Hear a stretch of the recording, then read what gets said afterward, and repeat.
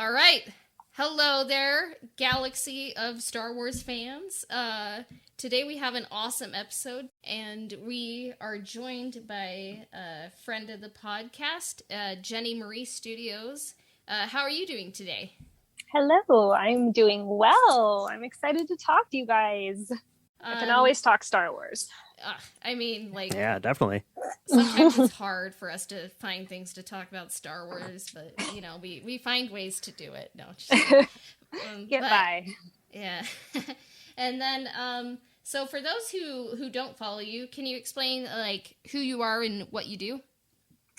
Yeah, so my name's Jennie. Obviously, JennieMarieStudio is my kind of little Etsy shop business. And yeah, I make hand-painted candle holders, which I've always struggled to kind of describe them. It's hard when you can't see them, but they're sort of, I kind of think of them almost like little glass dioramas, kind of. Like they're kind of three-dimensional designs.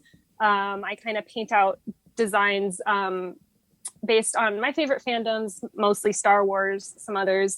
And yeah, you put a little candle in there and it's just sort of a little painting that kind of comes to life in candle. They're paintings in candle holder form, I guess. Yeah, so I do that. I also do, I paint like pottery, little planters and stuff like that. And yeah, like I said, most of my designs are right now kind of focused around just things that I love, my favorite fandom, Star Wars, Marvel, Lord of the Rings, that kind of thing. So I started a couple years ago, but really got into it just this year. It was a COVID thing. I was laid off during the pandemic. I was in the restaurant industry and, you have a lot of time on your hands. So I got to devote it towards this. Oh, awesome. Yeah. Currently I have my KOTOR, is the correct term votive? Yeah, I should probably look that up. I think a votive actually means a specific size. I could be wrong about that though. I consider a votive to be like the same as like a tea light is a size. Tea light is like the smallest size basically candle, that you can have. A votive is kind of the next size up. Yeah. It's about 2.5 inches tall. And then, but yeah, I kind of call all candle holders votives. Yeah. I don't know. Yeah. Yeah, so I have like a Bastila and Revan, kind of like their first duel, and then like kind of like the star map kind of like around them and like kind of in the background. So it's currently like burning, and I'm like, oh, it looks so nice and magical, and yeah. So well, and I kind of started doing these too because I'm like a candle addict. I buy a ton of candles. But you buy a candle and then you burn it and it's done. And and they come in these like really pretty containers, and you can recycle them and stuff. But part of why I started doing this is I wanted something that I could display and keep. So this way you can replace the candle within it, but have a design item that stays, the whole time. So you're not just like burning through a candle and throwing it out. You're just kind of replacing it or replacing the candle inside it. I'm a little bit of a candle person. I think our May the 4th episode was actually with Nerf Herder Co. And I love Melissa. She's so sweght. Yeah. And I think I got like an embarrassing amount of like wax melts and like this year, and yeah. So oh yeah, I think everyone in the Instagram Star Wars world has at least one candle or wax melt by Nerf Herder Co. at this point. Yeah, she's huge. I love her stuff. She's got so much. She comes up with such creative ideas for her scents and stuff. I did a collaboration with her. It was really fun too. We did a giveaway. I painted an Ahsoka Tano candle, and then she donated her a set of tea lights in her Ahsoka Tano scented, and so we gave that away as a giveaway once. It was really cool. Yeah. Oh, cool. I remember that. So, yeah. So like, just kind of like. That's what I love about the Star Wars community is that we kind of found ways during like COVID to create different like candles or votives or like very detailed KOTOR podcasts that like verge on obsessive. All kinds of things. But so So who are your favorite artists and inspirations? Yeah, I mean, so it's kind of thinking like two different categories. I mean, so I was an art history major, and so when I was in college and stuff, I just really loved. It sounds kind of boring to say, but I loved the Renaissance era. That was kind of my focus of study. I loved Renaissance and Baroque art, so I really love a lot of those are the artists of that time. Like Botticelli is one of my favorite. Caravaggio, Baroque artist, is probably my favorite artist of all time. I wrote one of my papers on him. So yeah, I love Art Nouveau as well. I've always been really inspired by that. I want to start doing kind of Art Nouveau style candle holders next, incorporating Star Wars characters. Oh my goodness. Is kind of my next. I'm going to buy them all. I'm so excited about that. Like I'm trying to think of ways to, like I'm imagining, like an Ahsoka Tano one, but kind of an ornate frame around it with kind of like floral, you know, the kind of Art Nouveau style. And I think that could look really cool with the candlelight. And speaking of Art Nouveau, Jacob Sparks is an artist. He's on Instagram. It's Concept Sparks. He's one of my favorites. He does also kind of Star Wars portraits that are kind of in that Art Nouveau style. You've probably seen his work. It floats around a lot, but they're like he has a series of profiles of characters, you know, like Luke, Mando, Ahsoka, all of them, with the really pretty, again, those kind of really ornate, decorative, I'm making hand gestures. I always forget it's a podcast. I'm trying to describe, I talk with my hands. But yeah, like a lot of like decorative design around. They're just beautiful. So he's kind of one of my favorite. There's so many talented artists. Ralph McQuarrie. I got to mention Ralph McQuarrie, of course. Definitely. I mean, inspired all of our favorite things. So kind of a little bit all over the place. But yeah, I'd say kind of the Renaissance is kind of where I started. That's always been kind of my favorite time period. Yeah. Oh, cool. Beautiful artworks. And I think even like in The Mandalorian, there were some Renaissance artworks that inspired like certain scenes. Like Oh, that's one thing I've been loving about. I love seeing art within Star Wars, like art history. That's why I love Thrawn, Sabine, you know, the Mortis mural, the graffiti in Mandalorian on the sides of the streets. The way they incorporate art into Star Wars is just beautiful. Like I love it. Yeah. Yeah, and I love that they do the concept art on the end credits on The Mandalorian. So I hope that continues like into, you know, Kenobi and Andor and all that stuff to keep showing off some of that. That concept art too. Yeah, that's like the first time I, sit and watch the credits all the way through. Like when, at the end of Mandalorian, I always wait till the end because it's just so gorgeous. Those images they put up. I would love to see that for the Kenobi show too. I can't wait for that one. Yeah. I'm excited.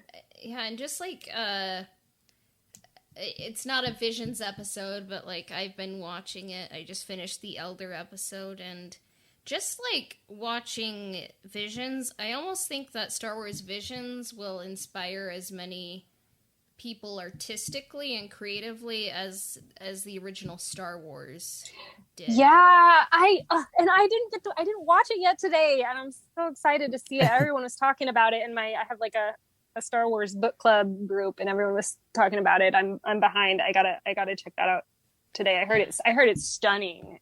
Yeah, I'll bet it's gonna inspire a lot of people. Yeah. So, totally recommend it, and maybe you'll find yourself making Star Wars Visions votives, and you can find a cool way to combine visions and votives into a single word. And I want to do some of the animated stuff. Like something from Visions, or there's even been a couple shots of like What If, the Marvel show, that have just been really, I keep thinking of a couple of those shots of like the Watcher in the background look really cool. I don't know. People seem to be a little I don't know, lukewarm on What If, but it's got some stunning visuals. Yeah. I probably need to watch more Marvel stuff.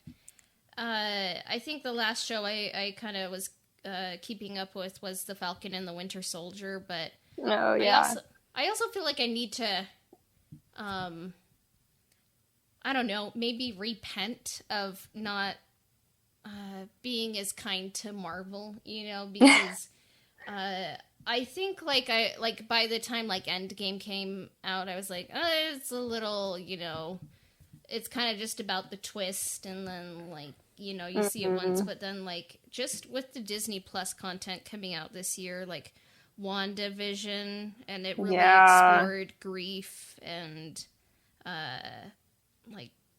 mental health, and just kind of seeing how the Falcon and the Winter Soldier examines legacy and just kind of the different factors we come across in our societies, in our country and around the world, and racism.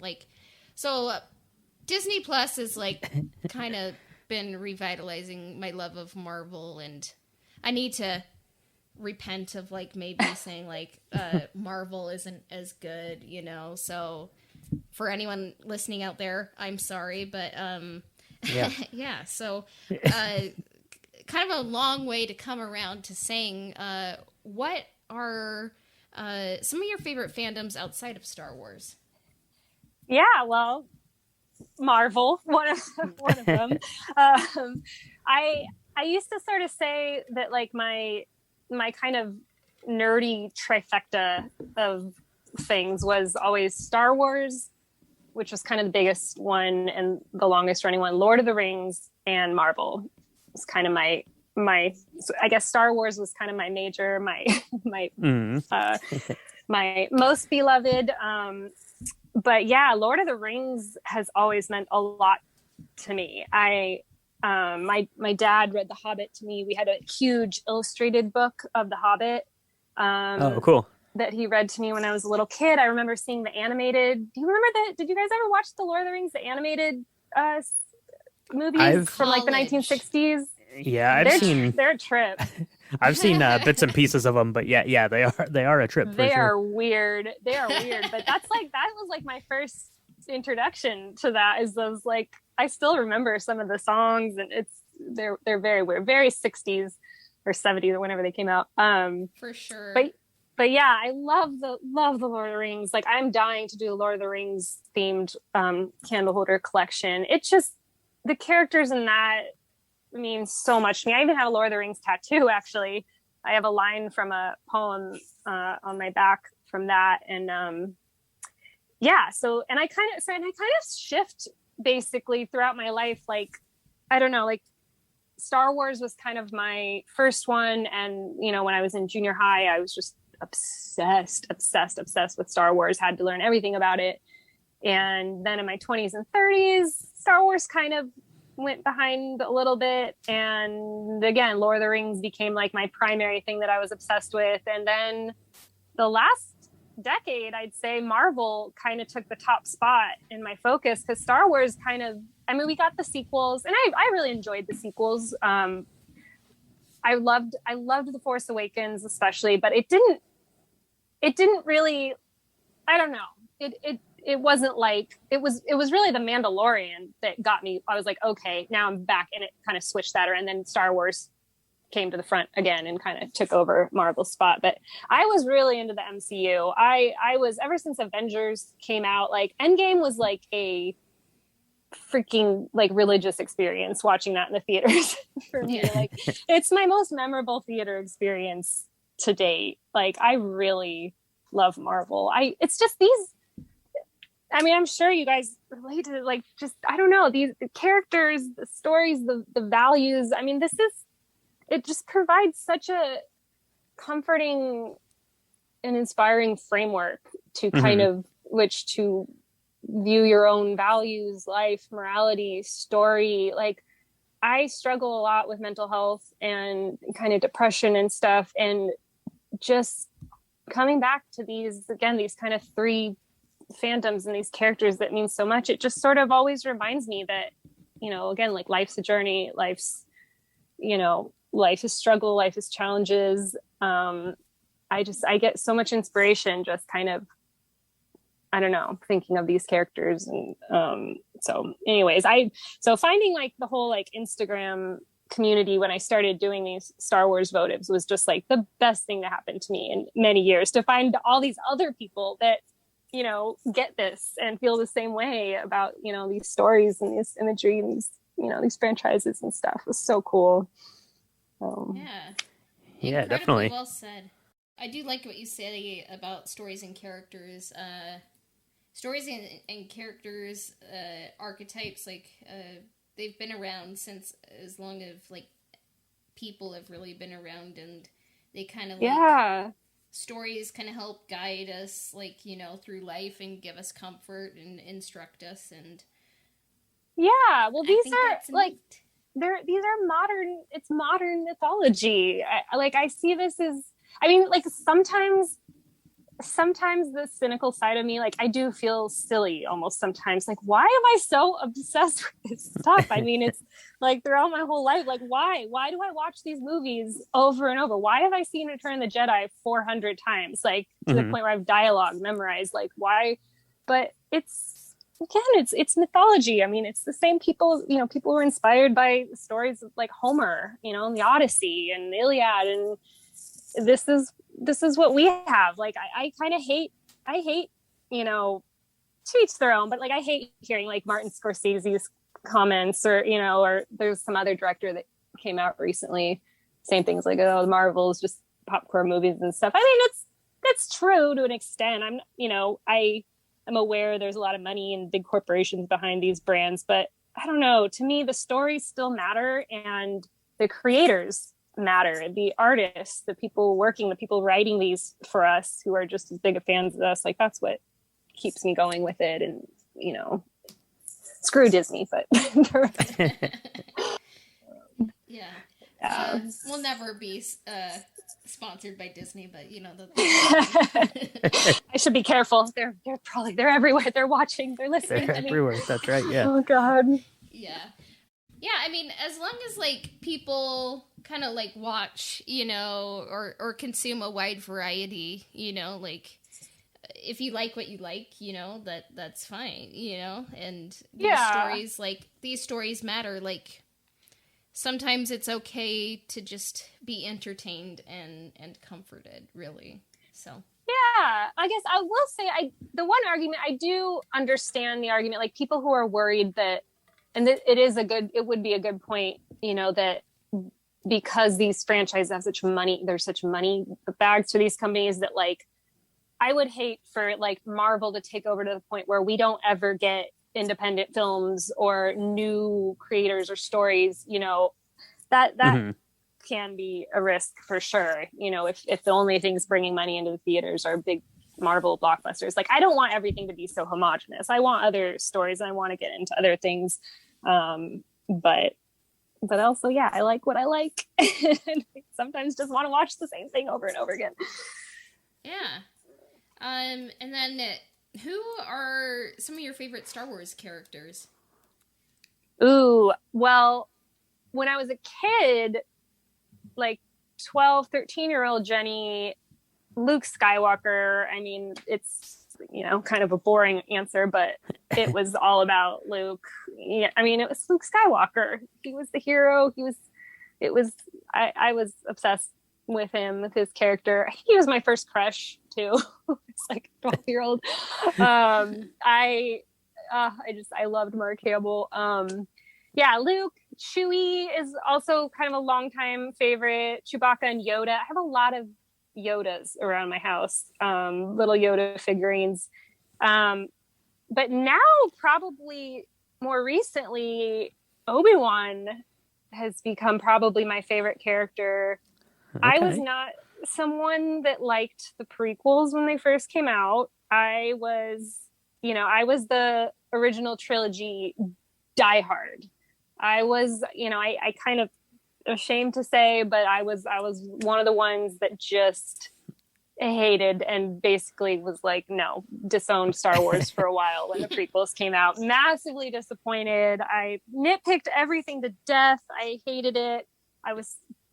It just wasn't what I wanted. But that has been one of the most surprising things, is that in the last couple years coming around, and I don't know. And also just like meeting people that were kids when those came out and hearing how they talk about the prequels the same way I talk about the originals, and the joy that those characters and what Padme means to them and all that really softened it. And then also the animated shows, like I just absolutely loved the Clone Wars.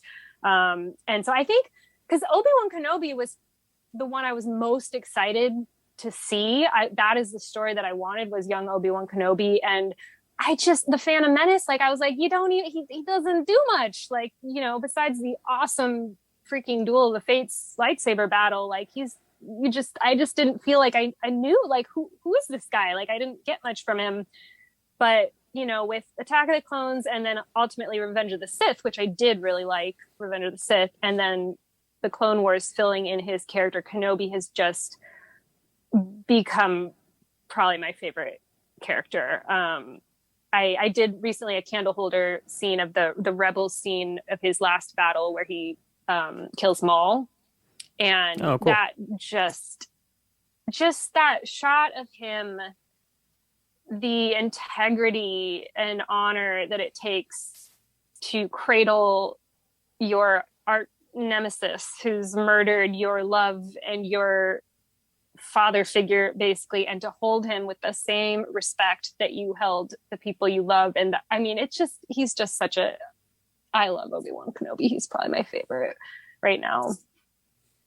Also Rey too. I will say I am a Rey fan. I know that's controversial. A lot of people, I love Rey. Rey's also been a very meaningful character for me in my adult life.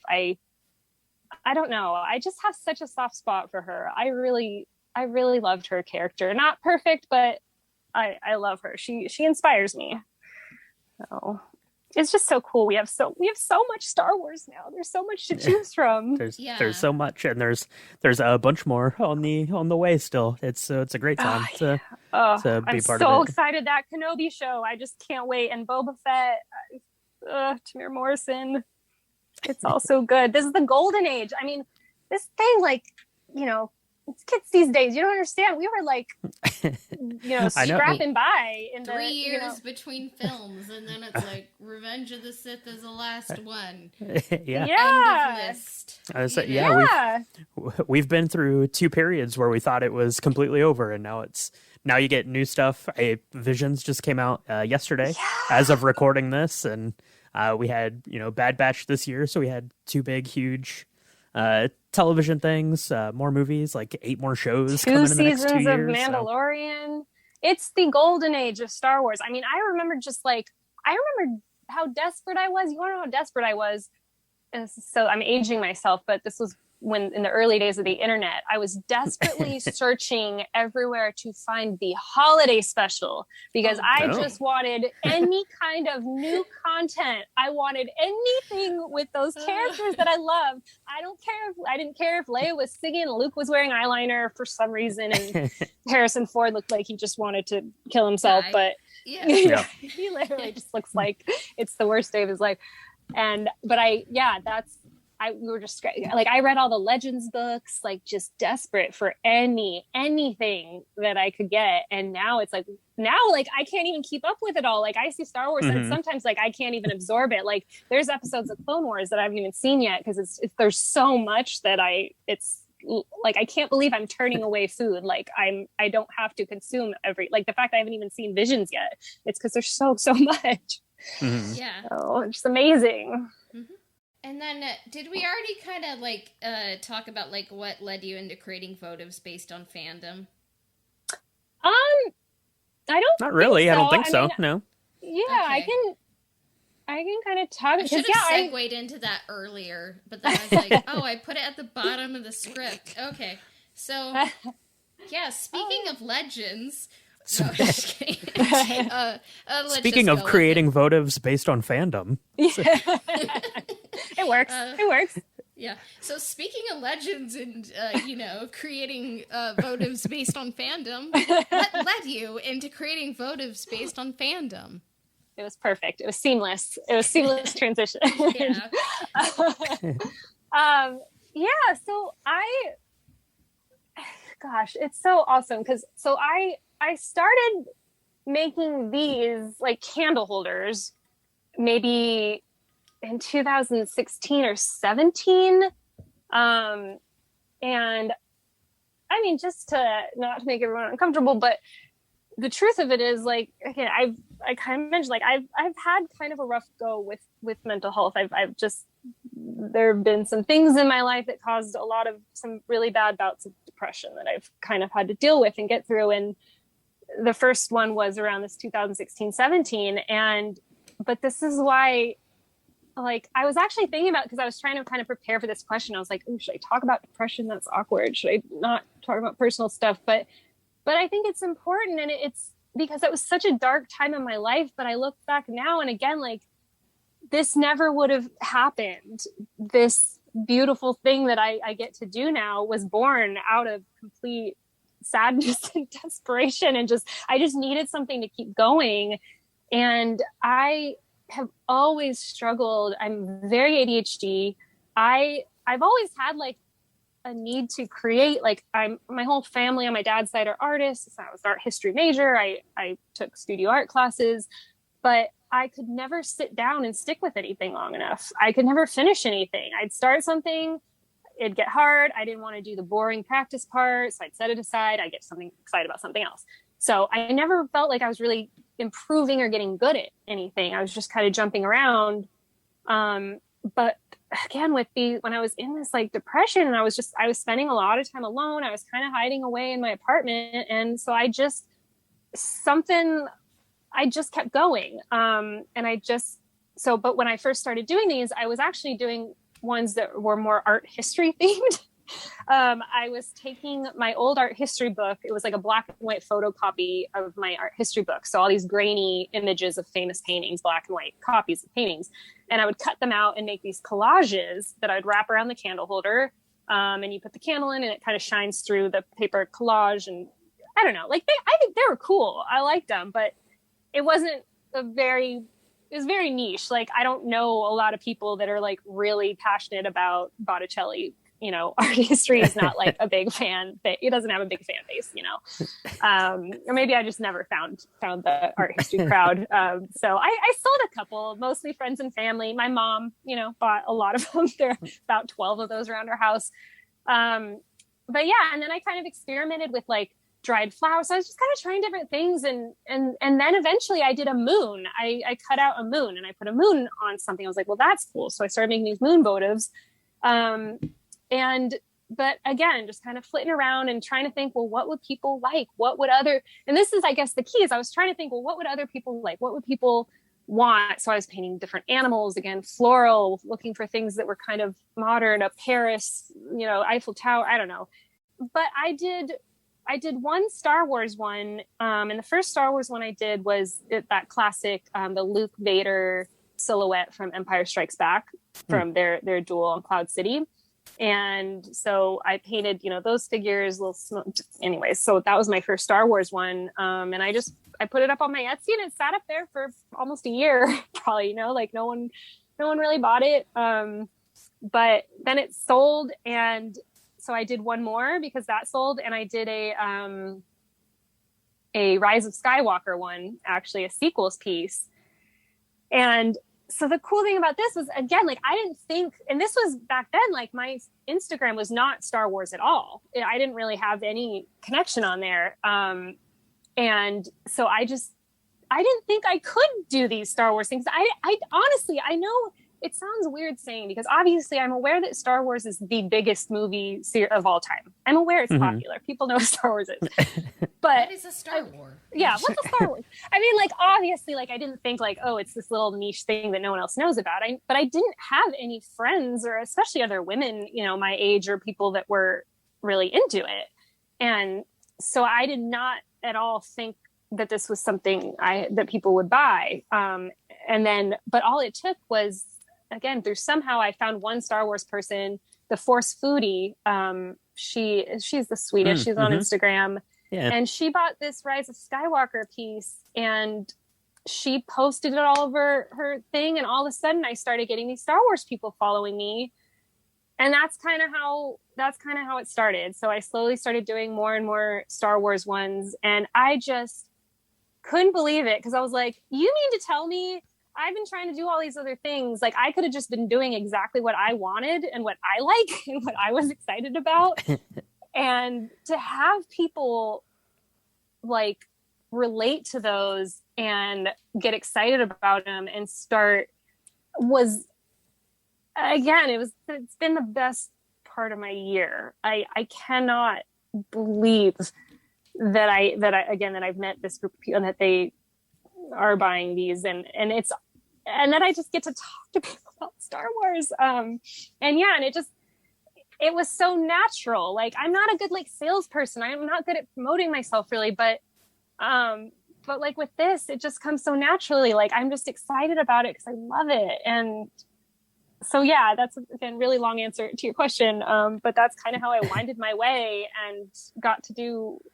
I don't know. So it was really cool that the thing people were drawn to was the thing that was the most me and that I was the most passionate about. So that was just really exciting. Yeah. So.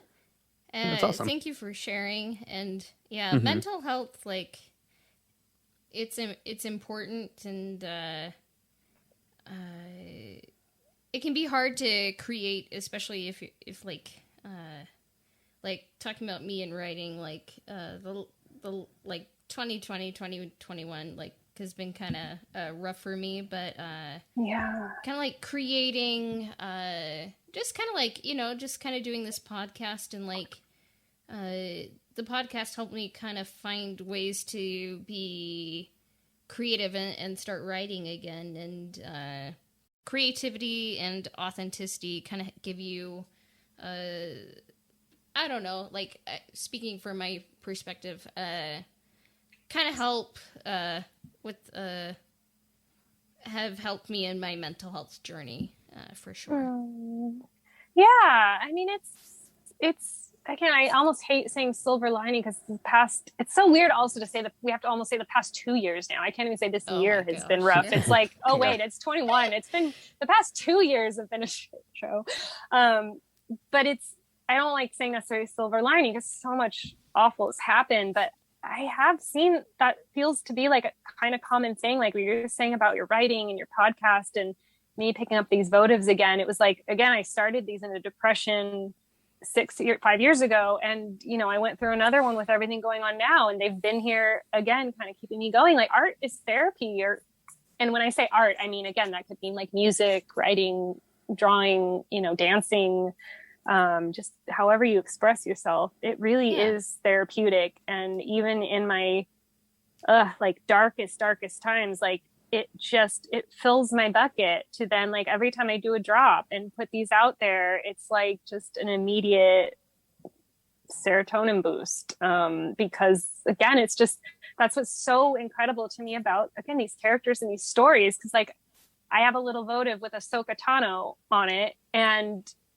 But again, it's not just this character on this votive to this person, because this character, her whole entire story, her arcs, her value, all of it is wrapped up in this. And I want these to be, I don't know, these like special little reminders of, again, everything you love about that character, that scene or that moment or whatever, that, and I don't know. And just a reminder that it's just so cool that it's also just a shared experience. Like we all just get it because we all connect so much to these characters. So yeah, for sure. So yeah. Art heals. Art can be very healing. Yeah. We're pro art here. Yeah. It's been everything. I don't know what I would do if I didn't have these. I would be scared for myself. Because this year is rough. Yeah, no, and like you said, it's awesome to be able to make something, that comes from a place of your love and interest and share it, and then, have people respond to them in that way and be excited and share in that. kind of shared experience with you is really great, and kind of what makes the world go round, as it were. Yeah, well, especially in a time when we are so isolated, and with all the quarantine and everything. And I think too, for me, even like I also, like, in junior high, I struggled with a lot of social anxiety. Like it's not easy for me to talk to people. Like I'm not super comfortable with small talk, like I'm the kind of person, like I walking down my neighborhood, like I'll pretend to be looking at my phone so I don't have to say hi to a neighbor. It's weird, but like so, but again, I think that's like with Star Wars or whatever, or any of these fandoms, like I light up. Like I love if I meet someone and they have a t-shirt with, Mandalorian on it or something, like that's an instant conversation for me, where I don't have to be like, so the weather's nice today, right? Like I can be like, oh my God, did you see that season finale of, and all of a sudden we're talking about something that we love and we're so excited about, and not just, politics or the weather or whatever, any of the, so that's kind of another reason I think I just love these for my own just awkward self.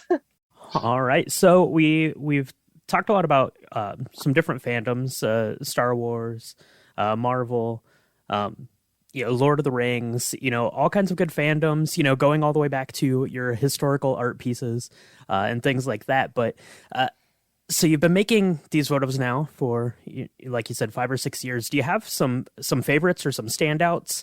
I have some favorites just looking through your Instagram here. One of them very recently, a couple of Jurassic Park votives on a very well-worn copy of Michael Crichton's masterpiece, Jurassic Park. But what about you? What are some of the favorite ones that you've done from Star Wars, or from other ones, or ones that you find yourself wanting to look at and, sit around and have a fire in? Yeah. The Jurassic Park ones, that is another one of my favorite fandoms too. I didn't mention it because Jurassic Park doesn't have much of a fandom but I love dinosaurs. Jurassic Park, that was a really fun series for me. But of my pieces, I'd say I have a couple favorites. One of them, kind of randomly, is actually a Coraline candle holder, and I'm probably doing a little bit a plug, but it is genuinely my favorite because I just did another one, so I have a Coraline that I'm going to be releasing with a Halloween collection here soon. Cool. But the Coraline one I really loved because I like when I can think of kind of unique, I call them kind of special effects. When I can come up with unique effects that just maybe surprise you when you light the candle, for example, like something that glows that you couldn't tell that it was going to glow when you first looked at it when it's not lit up, or something like a certain, like you didn't realize the light was going to peek through this part, or there's a certain design that'll project on the wall. So I did a Coraline one where the front is that scene of her like walking in front of the moon. So the moon glows when you light the candle, but then on the back end, I have these tree branches that then turn into, so there's a spider web on the back of the candle holder. And when you light the candle, it projects the spider web shadows on the wall. So it cool. It just looks really, so it creates this kind of really cool 3D effect where, the moon's glowing and then the spider web is on the wall. So that was one of my favorites. Another one was probably one of my most commented on or requested was the Anakin Padme wedding scene. And that one, because it was just such a perfect shot for this kind of medium, like with the two figures with that gorgeous gate with all the kind of ornate details in the gate for the light to peek out. And then probably my most favorite of all time was my largest, the most ambitious thing I've done was this Rebels set. And this one was also my favorite because it was almost like it was pretty much a collaboration. It was actually commissioned by the Force Foodie, who I mentioned earlier, who's been like just such a huge supporter. And so she requested this Rebel set as a gift for her friend, who's another Star Wars fan that she met through Instagram. And she wanted a 7-piece set of all different sizes. So it kind of like, so there'd be one large piece in the center, and then on the sides, almost like if you picture, I don't know, like organ pipes or something, and then each candle gets shorter and shorter and shorter on the side. So it kind of makes this like pyramid shape with the 7. Oh, okay. Yeah. And featuring each character, you know, Hera, Chopper, Ezra, all of them. And then the centerpiece, the large one, was that battle, Ahsoka and Vader in the Sith temple. And this was just my favorite piece because, again, she had very specific ideas, like what she wanted, in terms of the sizing and everything. It was just super ambitious and creative. And sometimes I struggle a lot with like concepts, like what am I going to do? What I don't know how to quite, I can't quite see, I can't quite visual, but the Rebel set, I could see it all in my head. I knew exactly what I wanted to do. And it just all came together. Actually, one thing I loved about that was, so the one that I wasn't sure what to do on the background was the Kanan piece. And I was like, I just can't think, like, what do I want to do with Kanan? And she's like, actually, hold on. And she actually texted her friend. He had no idea what she was doing. She's like, I'm just curious, what's your favorite thing about Kanan? Like, what do you think of when you think of Kanan? And he says, the helmet. So I put the helmet in the background. So it was just kind of cool, like that this guy who's getting this gift is unknowingly contributing to his own gift and personalizing it, and he doesn't even know it. And so yeah, it was such a cool set, and I absolutely love Rebels, so I was really passionate about it as well. And it's just so fun. Like anytime I'm working on a specific design, I put that specific show or movie or whatever it is in the background and just have it playing to get myself in that mindset and look for little stuff to include. And so yeah, those are probably my favorites so far. Yeah, those are both awesome. And if you're listening, you should go check out JennieMarieStudio on Instagram, because there are pictures of both of those there on the timeline, so you can go back and get a look at those and see what they are. But yeah, those are both really cool ones. Like I said, I like the Jurassic Park. I'm assuming that Cassia probably likes her Knights of the Old Republic one the best of the ones that you've made so far. Yeah. I hope so. Love it. Treasuring it forever. So that's right. The first KOTOR votive, from JennieMarieStudio. So yeah, absolutely. So I guess that kind of moves into kind of how you go about creating these. So you talked a little bit about, kind of doing these commission pieces, and sometimes, people have kind of a clear idea of what they want. Sometimes they don't. Is for you, when you're making a votive, maybe for yourself, or you're just, playing around with ideas, do you see something like on screen that you say, oh, okay, that would translate really well? Or do you think more about like the character or the setting? But what's kind of the process of making these votives? Kind of where does it start to get to the final product? Yeah, well, so I'd say the first thing with these that I look for is just this medium. It works well with something with like a really strong silhouette. Like, so sometimes I've gotten requests where, I'm like, I just don't think I can find I wish I could think of an example, but like for example, of like a strong silhouette, obviously like that Luke Vader fight on Cloud City, like anyone can probably picture this in their head, right? It's like that it's like what you see on the poster, it's like their lightsaber, it's like that kind of, so that's kind of what I look like, something with like a strong silhouette, because again, with when you light it, the candlelight, you want something, if it's, just someone sitting in a chair, you're not really going to see that, when it's just going to look like a big black square when the candle's lit. So that's kind of something I look for. And yeah, with the custom commissions, those are always interesting. Like I said, sometimes people have a really specific idea. I would say that most of the time people have just been like, I just want a WandaVision one, or I want KOTOR, and just, do your thing. And those are, I'm like always really honored when people put their trust in me like that. They are a lot of pressure, because I'm just like, oh my God, like what if they don't like them?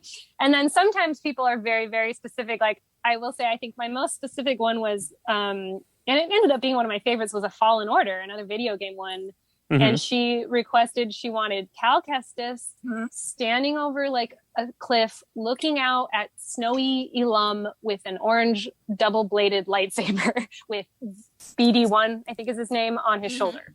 So it was just like this but that's exactly what I was able to do. I did this, this landscape of Ilum in the background. On the other side, Cal Kestis double-bladed orange lightsaber, like your wish is my command. So it was kind of cool that I was able to do that kind of very specific design. And yeah, like, and so I'd say like, so the next thing I look for, so someone says like, yeah, I want a Sage Ventress or something. So obviously then I'll go think, okay, what are all the episodes that have a Sage Ventress? And I'll just go watch those again. And I'll literally just kind of have them on in the background, look, and I'll just kind of pause at certain places. Like, okay, let me get Dathomir in my head. What are Dathomir images? What are, the mountains, I'll see the reds, and I'll usually look for things like, what's like something distinctive that I can incorporate in here.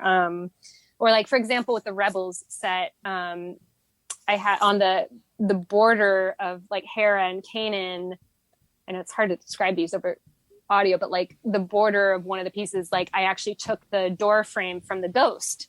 Oh. So that was actually like a specific, like if you look at the door to the cockpit and the Ghost, like that's what's incorporated in this candle. So I look for any kind of little details like that.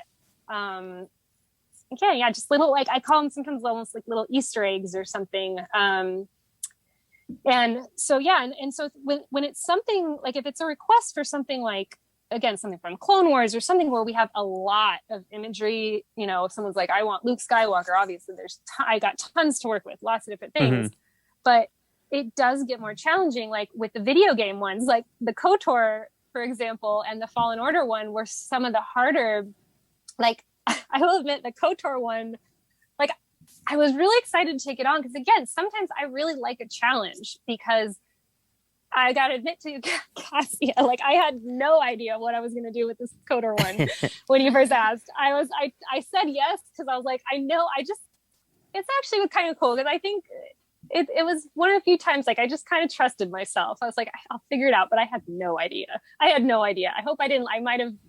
I probably was talking like, yeah, I'm almost done. And I was like, oh shit, what are we going to do for this? Because there's just not, again, that's a totally new world for me. Like I can't automatically, nothing comes to my head for KOTOR. I didn't know anything about it. But so I looked up a bunch of YouTube videos. I looked up Wikipedia. I guess I kind of transitioned into, I think, another question specifically talking about your KOTOR. No, yeah. If you do the transitions for me, that's way easier on me, which is great. So, I mean, it felt like a good time. Might as well go into it. Yeah, exactly. Yeah, for sure. So this is a KOTOR podcast, so I feel like I should talk about it. But yeah, so that one. So I looked up. Yeah, I was just basically just kind of Googling everything, and because I didn't have like a movie to sit down and watch.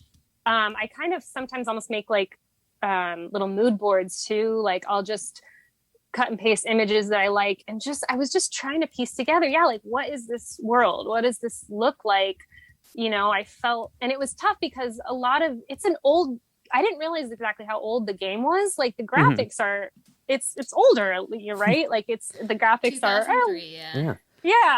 I mean, so the game came out when you were, on the internet trying to figure out how to find the Christmas or the holiday special. Yeah, exactly. You should have been playing the Old Republic. No, I'm just kidding. Exactly, right? Exactly. Well, so video games are like the one corner of Star Wars that I am not familiar with because I just don't play video games. I get too invested. I'm too spastic. I play video games and I'm like throwing the remote in the air. I'm jumping up and down. I'm just like, I can't handle it. I'm like, I don't know where I'm kicking at stuff. They're just too stressful. I just gave up. I'm not a gamer. But when I think I started working on the Fallen Order candle first and I got really interested in that one. I was like, dang, this is a cool story though. And I didn't really realize how intricate the stories were in these role-playing games. So that did kind of like pique my interest. And like I said, I watched kind of a couple YouTube videos. I listened a lot I actually listened to a couple episodes of your podcast. I was secretly stalking you, Cassia, trying to listen to your podcast and trying to think like, what was she like? Did she mention anything that I could use that? And so I communicated, with you a lot. Anyway, so yeah, I was trying to get a sense again, I see lots of spaceship. KOTOR seems to have kind of a little bit of a darker palette. A lot of the scenes, at least that I was seeing, are on the ships. A lot about this kind of dark period of the Jedi Civil War. I can't believe the Mandalorians were still fighting back then too. Apparently, they just never get their shit together, I guess. Yeah, no. And but this one was really interesting because, so yeah, I had no idea what to do for this KOTOR, but she had this, you had that image of Revan and Bastila, fighting each other with the lightsabers. It was really gorgeous,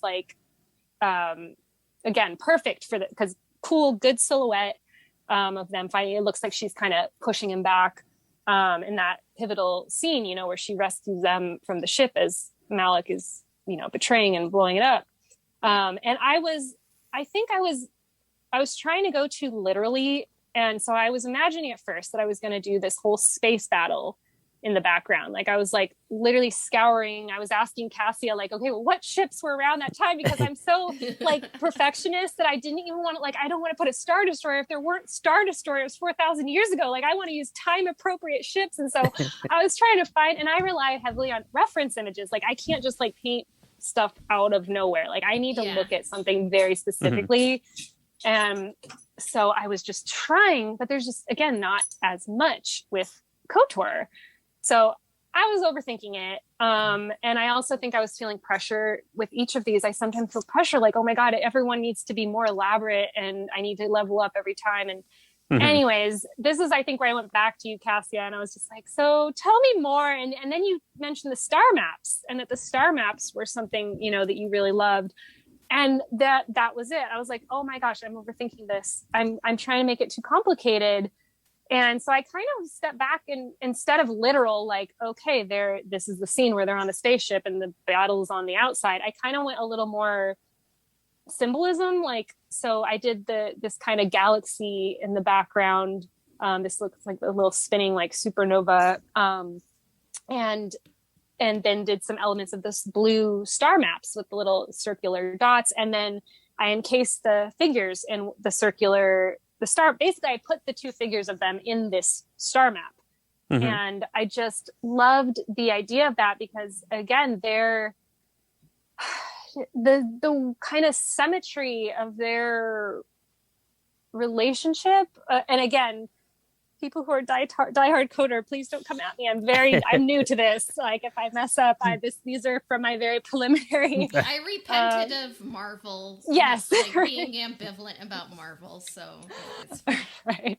I'm still new. I'm still learning. But I just thought that the circle symbol, again, kind of just was really fitting for them and kind of connecting them. And then I used color as well, so I kind of filled in this kind of bronzy gold yellow mist around her, because those are kind of her colors that I saw, her lightsaber.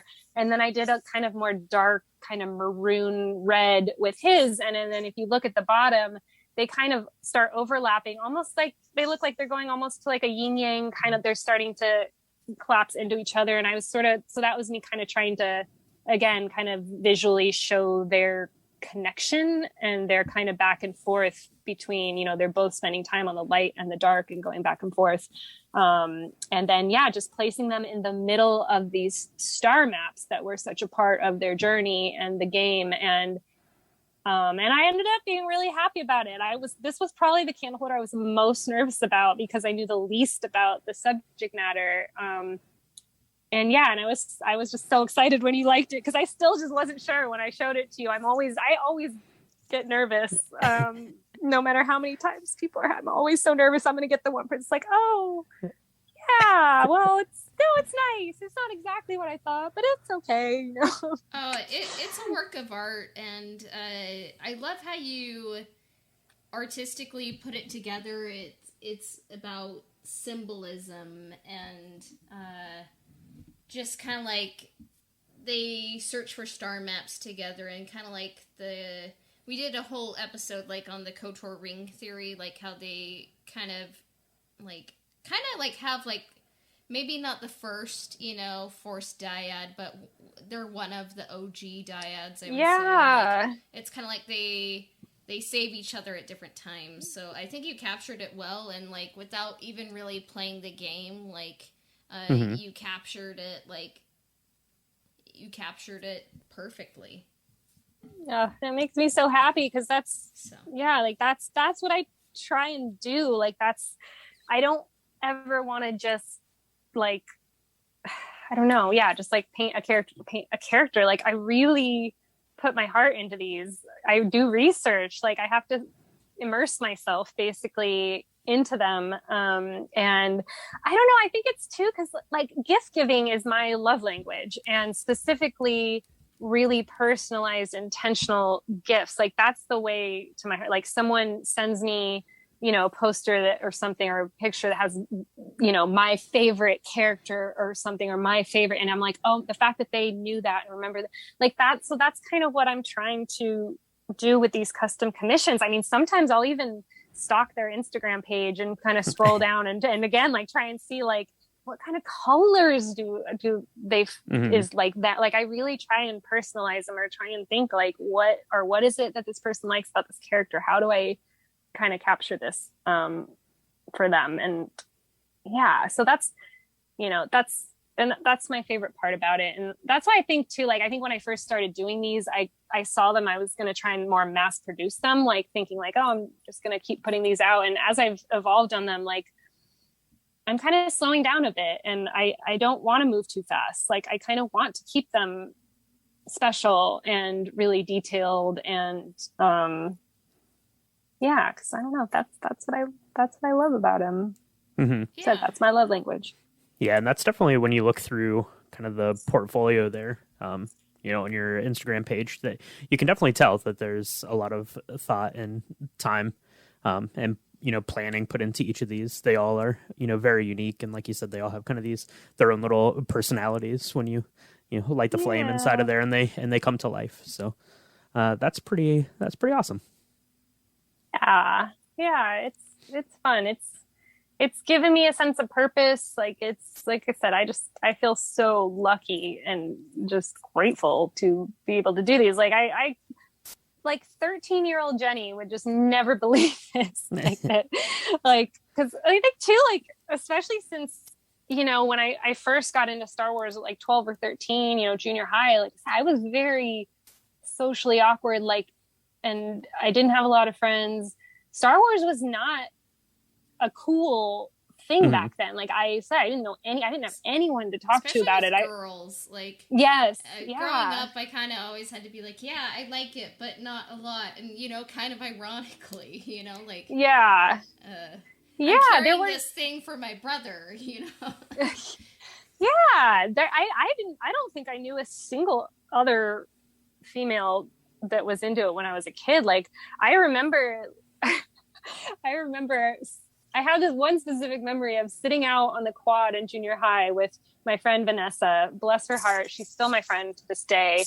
But she had no interest in this stuff. And she was like my only friend though. And I remember sitting just like talking her ear off. I'm like, okay, so an Empire Strikes Back, but then so Han and Leia though, like, and then there's a scene, and like literally just like reciting scenes to her, and I just kind of have this memory of her kind of looking at me, and she's kind of nodding, and in the back of her head, she's probably going like, oh my god, I need new friends. I need new friends. Like, what the hell is she talking about? So it's just so cool that something that made me feel really different and isolated and again weird. I was weird. I don't know. And the fact that again, like now that it's now I've made friends through it. Like I cannot get over some of the connections and friendships. Like, I mean, I'm in a Star Wars, we formed a book club for the High Republic. We're reading the High Republic books. And I drove up to San Jose a couple weeks ago to meet up with one of my friends, Star Wars friends, Star Wars thrifting, to go see Shang-Chi in the theaters. Drove 6 hours.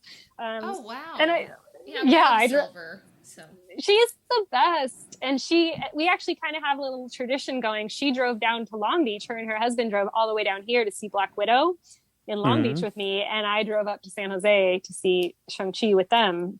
Maybe the next time you drive 3 hours and meet in the middle. Yeah, that's actually a great idea. It was kind of a long drive. But that's just like I said, so cool. Something that made me feel so lonely and weird now makes me feel so connected and normal. Like I use that word, normal, quote unquote. It means you found your people. Yes, exactly. Like I just love it. It really, social media it can be such a mixed bag. Obviously, there's so much negativity in the Star Wars fandom is awful sometimes, but somehow, man, we've just found like a really great little group, community, whatever, because I really haven't had any negative, I don't know, I kind of avoid that side of the fandom, but everyone I've met is just so wonderful, encouraging, supportive, and you guys, everyone just gets it, like these weird, space wizards. Exactly. It's been great to connect kind of, with all these people and make these friendships and, have some common ground, like you said, because, we grew up in a time where this stuff wasn't cool. So to kind of, to live in this life now where it's very cool, and the biggest thing. Well, and you guys are probably about to get even a bigger role with the remake of KOTOR and stuff coming out. I'll bet the KOTOR.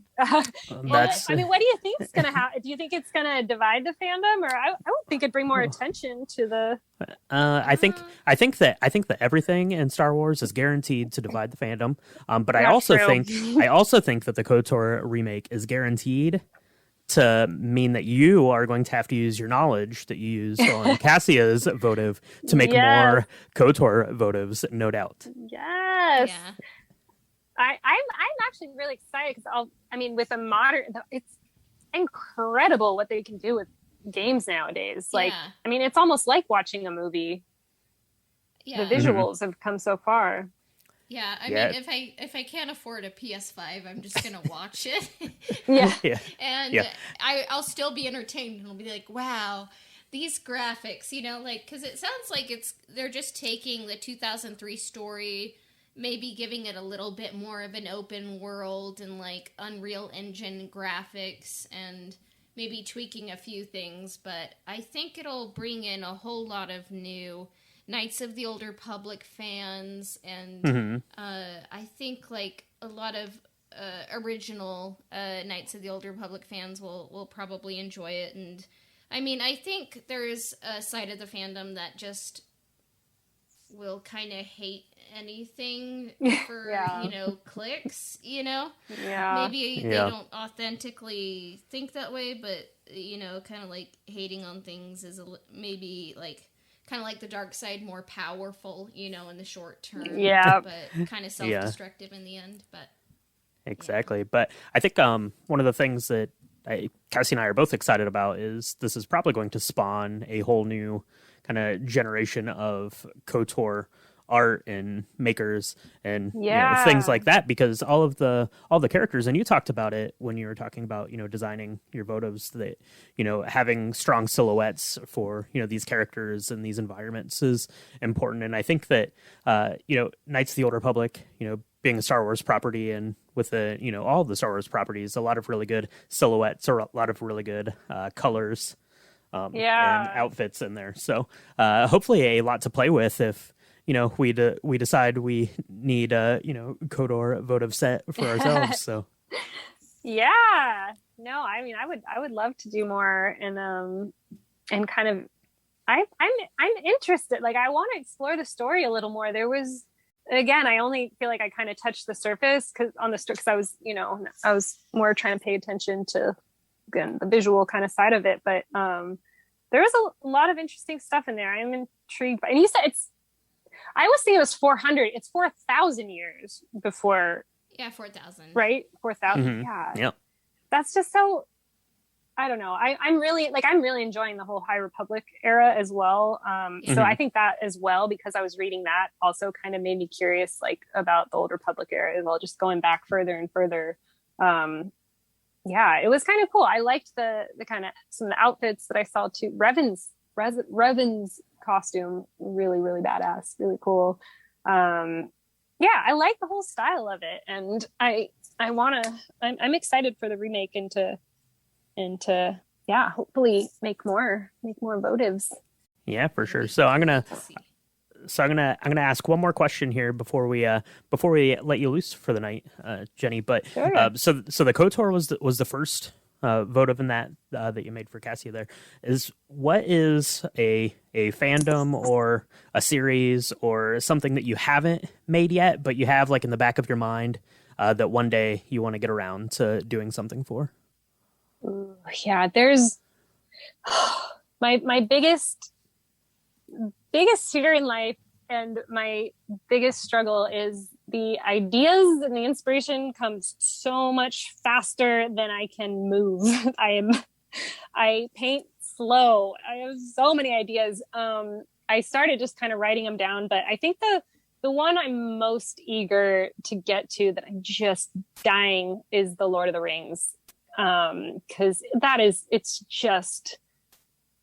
it's such a meaningful story for me, and especially with the new show coming out soon on Amazon. I think there'll be kind of a renewed interest in Middle Earth and Lord of the Rings, and there's also just a lot we can do with, like, the color palette. I'm so excited. I kind of have an idea in my head of one of even maybe a set of piece one with Mordor, and one with Minas Tirith or something like that. I don't know. I've got a couple ideas, but yeah, Lord of the Rings, that's probably what I'm most excited about. And then I've got a couple more Marvel ideas I really want to execute.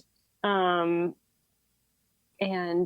yeah, I was trying to think. I feel like there's a bunch more.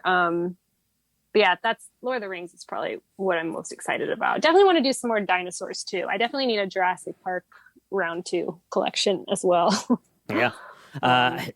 Here's a free idea if you want to take it, because I also love Jurassic Park. Yeah. I think we need the Jurassic Park Jeep. I think that's. Yeah. I think that would be good. So. Yeah, I did one with the because I did. Well, the first Jurassic Park one, I did a commission. This was like way in the early days. It was just a friend of mine that commissioned one before I really got going. He did a Jurassic Park one, and I did a 2-sided one. So I had a Velociraptor was the main image, but on the back side, I did the Jurassic Park gate. Okay. And I cut out the little section where the flames would be on the gate. So again, when you light the candle, it looks like the fire from, they have like the tiki torches. But I could see doing that one, like the gate with the Jeep, kind of that classic shot, like the Jeep riding in through the Jurassic Park gate. So yeah, I like that idea. I want to actually one of my goals too is to kind of, I want to engage more with my Instagram followers too. I've kind of struggled to get back to doing custom commissions. Again, they are just really challenging, and they just take so much time. I took on 22 last time I opened up, which was just way too many at once, but I just couldn't say no. One, because I just didn't want to say no because I'm a people pleaser. But two, I was just, every idea people gave me, I was so excited about that. I was just like, yes, no, I'll do it. Yes. So I just kept, and and then it took me like 4 months to get them all out. Cassia's, I think, was one of the last ones to get out. I was like, yeah, it'll probably be like 3 to 4 weeks. It was like 4 months later because I just did not organize my time well. I'm only going to be able to do maybe like 1 or 2 custom commissions, a month, but I do want to interact more and kind of start putting out polls to kind of ask people, like, what are your ideas? What would you like to see? So that I can kind of start choosing and kind of, I don't know, like, I want to do my designs obviously and things that are important to me, but I also I thought that would be fun, kind of, surprising people with executing their ideas, as well. Maybe. So I don't know. I'm just excited. I feel like there's a lot of there's so many different things I can do. I just hope people keep staying interested in them. It's cool. That's right. Yeah. there's no shortage of ideas, and as time goes on Disney Plus and the theaters opening back up, there's more ideas are going to be flooding in all the time. So well, and I want to get better. I'm trying to also get a little better about like looking down the line and planning ahead a little bit better. Like, okay, what's coming out? What are people going to be excited about? Like, so I already have. Yes. Oh yeah. Boba Fett I've got on the radar. And then with Marvel though, like I've already got some Spider-Man and Doctor Strange ideas. So I want to make sure and get those out around. So I'm trying to be more timely too, because that's always just kind of fun. Like I thought that was one of my favorite things about the Disney Plus shows is just like how everyone just get so worked up, you know, WandaVision, and then we're in the Winter Soldier era, then we're in the Loki era, and concurrently all the artists are just like, you know, Loki says one quote or something and then the next day it's like all your favorite artists, here's a mug with that quote, here's like a print, here's a this, here's a that, and which I just love. It's, and you know, because it's just, you're getting something again that you like, or like that quote from WandaVision, you know, but what is grief if not love persevering, and just like, and then it was just so cool that there were so many artists who also grabbed onto that and were creating stuff around that. And it just, I want to be a part of that, you know, about part of that immediate energy when everyone's all excited about something and then we're all putting out stuff, and it's just so fun. It's so great. Yeah, that's the line that helped me. It helped my Marvel heart grow 3 sizes that day. Oh, so. That episode was, it's my favorite episode of anything. I still can't get past it. I was like, what did I sign up for? Like, I was not prepared emotionally for this in a Marvel movie. Like, I was not preparing for therapy. Like, I was like, I'm writing this and putting this in my back pocket. Like, I'm going to need this line someday. Like, it's just beautiful. Marvel's doing some good stuff. I loved what they were doing with those shows, and the more kind of. I mean, we were kind of talking about mental health, and it seems like WandaVision, The Falcon and the Winter Soldier, and Loki all kind of dealt with kind of overcoming like trauma and grief, and like even in The Falcon and the Winter Soldier, you see them like. You see Bucky with his list trying to like restitution, go to therapy, and Loki dealing with self-love, I guess. Literally. It was so timely. Like I mean, I know a lot of these shows were already in production before the pandemic, but I don't know, like there's just something so meaningful about that. Again, I think everyone is struggling right now. We're all at a breaking point. Like to just again like have these things that we love so much, but you know, even go a little deeper with these kind of deep in-depth like character studies, and just the issues they're dealing with are so relatable. Like, oh my gosh, that scene with Bucky when he first gets deprogrammed, or you know, when she's saying the trigger words and he just starts sobbing and smiling because he's free for the first time. I was like, oh my god, it's just like I feel so close to these characters. Just so wonderful. I don't know. I hit periods where I feel like completely oversaturated sometimes with like Marvel, and like I said, there's just so much nowadays that I think I'm gonna get sick of it. But I don't know. They just keep being good, and I keep getting pulled back in. Yep. Like. They can't let us rest. Just put out one bad show so I can have a life. You just need a break for sure. But let me live. No, like I mean, but then Eternals is coming out. Eternals, and there's Spider-Man, and it's like, when is Eternals coming out? Oh, Eternals, November, I think. November, beginning of November. I'm so excited for that one. Oh, I can't wait to make it. I'm sure I'm going to get inspiration already. Just the trailer with just the gold and the gilded everything. Oh, I cannot wait. But that one, that's the one that one is one I'm like, I don't know how to make a candle holder for that one before I see it though, because we just don't really know much about the Eternals. Like, If like Doctor Strange cakes, and Spider-Man I could do because we've already seen those. But I think you're gonna have fun when spoilers, in Spider-Man, and you can get all the spoilers, and it'll be really cool. Maybe even one for each spoilers, but yeah. Oh, I want to do a Shang-Chi one too. Oh my, I've been dying to do a Shang-Chi one. That would be amazing. Oh, that movie was so beautiful. I've got a vague idea in my head for that too. I just have one suggestion for Eternals. I would be the one person in the world who would maybe find this cool, but the shot in the trailer when they're in front of the gates of Ishtar, I'd be like, oh wow, it's a candle based on the gates of Ishtar. And, yeah. So that's a good idea. I'm a nerd, but I love it. Yeah. That was a good idea. Who knows? You might see that. That's right. It'll be inspired by Cassia. Inspired by Cassia. That's right. And if you want to see these candles and figure out, how to get them and how to get in touch with you and give you all of our good ideas, and see what you have cooking up, Jenny, where can people contact you and find out more about what you have going on?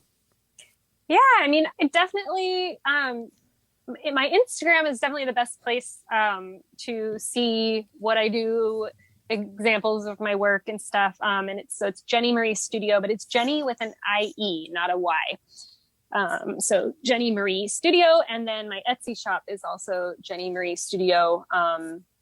But again, lately, thanks to everyone on Instagram, I haven't had much inventory in there because it's been selling out when I do a drop, which is just amazing. So Instagram is probably the best place because that's where I make announcements on my stories about what I have in the works and when I'm going to be listing them on my Etsy and when I'm opening commissions and all of that. So Instagram is the best place, but yeah. Awesome. Yeah. And you can definitely go and give JennieMarieStudio a follow, and you can check out all of the votives that she has made up. Go to Old Republic Podcast on Instagram, and Cassia has a picture of the KOTOR votive posted on that timeline there. So go check that out. Jenny, thank you so much for coming on with us tonight and talking all things votives and Star Wars and Marvel, Lord of the Rings, all of the good stuff. All the good things that we all love. So yeah, thank you so much for coming on and taking the time out with us tonight. And everyone out there listening, thank you for tuning in, and may the Force be with you. Thank you so much for having me.